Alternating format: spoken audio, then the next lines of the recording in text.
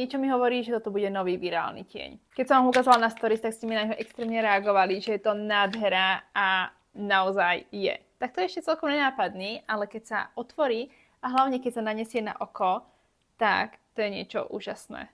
Je vo tieni 10 Celestial Spark. To je ten typ tieňu, ktorý vyzerá úžasne ako toper, ale aj samostatne na celé viečko. Má nádherný mokrý efekt. Swatch na ruke.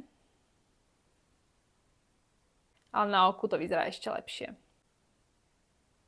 Môžete si ho naniesť aj v takej tenkej vrstve, ale presne takto trošku silnejšie.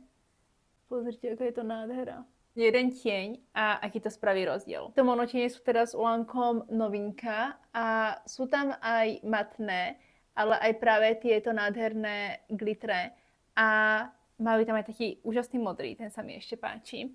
Ale myslím si, že práve tieto trblietavé budú tie populárne. Takýto tieň potrebujete naozaj jeden a urobíte z akéhokoľvek bežného tieňu, ktorý máte doma, takéto sparkly, nádherné líčenie. Má to inak takéto fajn zatváranie. Je plne taký kompaktný, skrytý a podľa mňa to najlepšie nanáša prstom, takže nepotrebujete k tomu ani aplikátor. Ja by som to najradšej nosila každý deň.